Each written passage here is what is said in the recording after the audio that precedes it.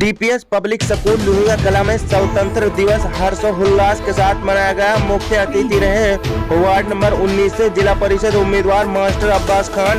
आपकी जानकारी के लिए बता दें कि आज 75वां स्वतंत्र दिवस पूरे देश में बड़े हर्षोल्लास के साथ मनाया गया और शहीदों को याद में तरह तरह के प्रोग्राम किए गए। इसी के चलते आज डीपीएस पब्लिक स्कूल लुहिया कला में स्कूल के हेडमास्टर अनीस खान के नेतृत्व में स्वतंत्र दिवस का प्रोग्राम बड़े ही धूमधाम से मनाया गया, जिसमें क्षेत्र के सैकड़ों लोगों ने हिस्सा लिया और प्रोग्राम की शोभा बढ़ाई। प्रोग्राम का संचालन अली बडेड ने किया। मुख्य अतिथि के रूप में मेवात जिले की वार्ड नंबर 19 से जिला परिषद उम्मीदवार मास्टर अब्बास खान, महेश सोनी जिला परिषद, मुबारिक खान सरपंच पद उम्मीदवार टूंडला का, हसन सरपंच लोहिया कला, सतबीर सरपंच पद उम्मीदवार बांदोली रहे, जिन्होंने पहुंचकर प्रोग्राम की शोभा बढ़ाई। सभी का कार्यकर्ताओं ने फूल मालाओं से स्वागत किया और मान सम्मान बढ़ाया। इसी बीच वार्ड नंबर 19 से जिला परिषद उम्मीदवार मास्टर अब्बास खान ने मीडिया से रूबरू होते हुए कहा कि मास्टर अनीस खान ने एक नई पहल शुरू की है।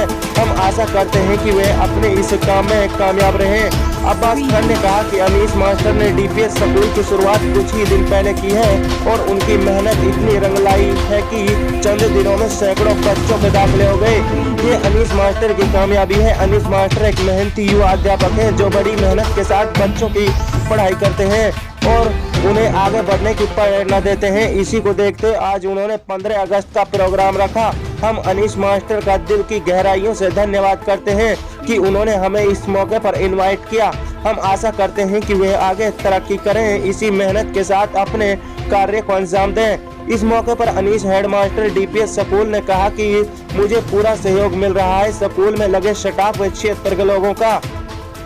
उन्होंने कहा कि स्कूल में Akram master, Taslim master, Yusuf master, Shahrukh master, Aqil master, Insaf master, Javed master, Ali Sher master पढ़ाई करते हैं जो बखूबी मेहनत से बच्चों को पढ़ाते हैं। उनकी मेहनत रंग ला रही है और हम आश्वासन दिलाते हैं कि इसी मेहनत के साथ बच्चों की पढ़ाई करें और एक नई प्रेरणा देंगे।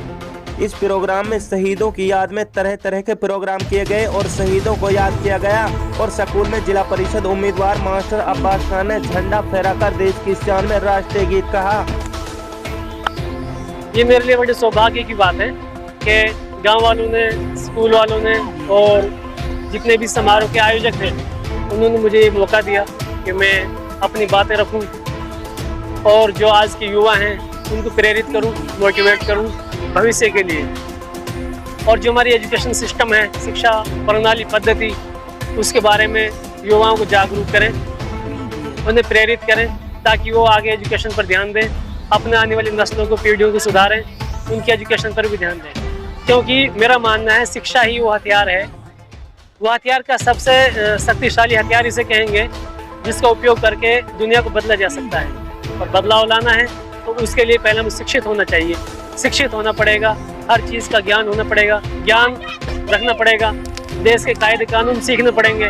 उसके पश्चात ही हम अपने समाज का, अपने क्षेत्र का, अपने देश के विकास में भागीदारी बन सकते हैं।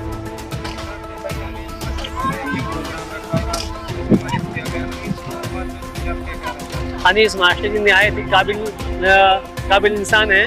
वो प्रतिभाशाली व्यक्ति है, मल्टी टैलेंटेड अगर मैं उन्हें कहूँ तो इसमें मुझे कोई गलत नहीं लगेगा। क्योंकि अनीस जी के पास ना तो कोई पारिवारिक सपोर्ट है ना कोई आर्थिक सपोर्ट है, उसके बावजूद भी वो अपने दम पर इतने अच्छे अच्छे प्रोग्रामों का आयोजन कराते हैं। इसके अलावा स्पोर्ट्स में भी उसकी काफ़ी अच्छी उपलब्धियाँ रही हैं। कभी बच्चों को कबड्डी खेल के लिए लिया जाते हैं एज ए कोच बनकर, कभी मैराथन दौड़ कराते हैं, कभी कुछ कराते हैं। तो स्पोर्ट्स का भी उनका बहुत ज़्यादा लगाव रहा है हमेशा से और मैं उनकी इस चीज़ों को सराहना करता हूँ। और हर तरीके से जब भी मेरी उनसे मुलाकात होती है मैं उन्हें मोटिवेट करता हूँ कि आप बिल्कुल बहुत अच्छा काम कर रहे हैं, ये देश हित में है, क्षेत्र हित में है, समाज हित में है, इसकी हमें ज़रूरत भी है। मैं अल्लाह से दुआ करूँगा कि अल्लाह उन्हें काबिल बनाए और ऐसे ही कामयाब बनाते रहें।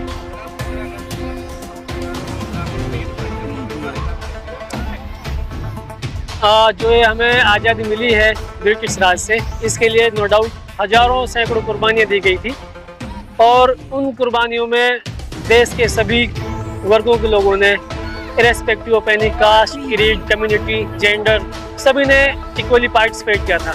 जान न्यौछावर की थी, माल न्यौछावर किया था, हर तरीका की तपस्या बलिदान दिया था उन लोगों ने, तब जाके कहीं हमें आज़ादी मिली है। और अब ये आज़ादी हमें मिली है लेकिन सही मायने में देखा जाए तो आज हम फिर से आज़ाद नहीं हैं, फिर से हम कैद होने की तरफ, गुलामी होने की तरफ फिर से बढ़ रहे हैं। जो मौजूदा सरकार है, अगर इसके बारे में हम बात करें तो इसमें किसी को कुछ कहने का हक ही नहीं रहा है। अगर कोई कुछ कहना चाहता भी है, खासकर मुस्लिम कम्युनिटी के, उन्हें देशद्रोह बना दिया जाता है, नासा पोटा जैसे कानून लगा दिए जाते हैं जो केवल और केवल एक ही वर्ग को टारगेट करने के लिए बनाए गए हैं, अल्पसंख्यकों को टारगेट करने के लिए बनाए गए हैं। तो हम आज़ाद हुए थे, लेकिन अब मुझे लगता है कि हम आज़ाद नहीं हैं। और आने वाले वक्त में जिस हिसाब से चल रहा है, बिल्कुल ही आज़ादी की तो बात आप सोच भी नहीं सकते। हर तरीके से, ना आप कोर्ट में, ना आप संसद में, ना आप कहीं भी अपनी बात को खुलकर नहीं रख सकते हैं। ये हमारे लिए बहुत बड़ी विडम्बना की बात है। इस संकट से निकलने के लिए जनता को एक क्रांति लानी होगी, एक शुरुआत करनी होगी, एक पहल करनी होगी। अब वो पहल होगी कहाँ से? युवाओं से होगी। युवा इस चीज़ में पहल करें। वो सारी जो पॉलिटिकल पार्टीज़ हैं, राजनीतिक दल हैं, जिनसे भी वो ताल्लुक़ रखते हैं, उन सबको छोड़कर एक आगे आना होगा, ऊपर उठना होगा, पूरे क्षेत्र की कौम के बारे में, विकास के बारे में, शिक्षा के बारे में सोचना होगा उन्हें। और जब वो शिक्षित होंगे, शिक्षा पर खासकर फोकस करेंगे, क्योंकि कहते हैं कि चिराग से ही घर रोशन नहीं होते, शिक्षा से भी घरों में रोशनी आती है। तो वो रोशनी लाने के लिए, वो मशाल जलाने के लिए हमें शिक्षित होना पड़ेगा। हम शिक्षित हो जाएंगे, हम पब्लिक में, हम कोर्ट में, कचहरियों में, संसद में, पार्लियामेंट में, जहाँ भी हमें मौका मिलेगा, हमें अपनी बात रखने का हक रहता है। बशर्ते कि हमें वो हक रखना आता हो, हक मांगना आता हो। हम हक तभी मांग सकते हैं, दूसरों के सामने अपने पक्ष तभी रख सकते हैं जब हम शिक्षित होंगे, हमें देश के कायदे कानून मालूम होंगे, हम पूरे राष्ट्रीय अंतर्राष्ट्रीय स्तर पर सब चीज़ों को जानेंगे, तो ही हम हक मांग सकते हैं। तो इसके लिए मैं युवाओं से बार बार यही आह्वान करूंगा। और आज मैंने जो संबोधन में मुझे वक्त मिला, उसमें भी मैंने शिक्षा पर ही फोकस किया था। उसके लिए मैंने अपने नौजवान साथियों को मोटिवेट किया था कि वो शिक्षा पर ध्यान दें। जो हमारे माता पिता थे, बुजुर्ग थे, उनसे भी मैंने ये आह्वान किया है कि आप बच्चों को शिक्षा पर ध्यान दें। चाहे एक वक्त की रोटी कम खा लें, लेकिन अपने बच्चों को पढ़ाएं। तो बच्चे पढ़ेंगे, कामयाब होंगे, हम भी कामयाब होंगे, क्षेत्र कामयाब होगा, क्षेत्र आगे बढ़ेगा।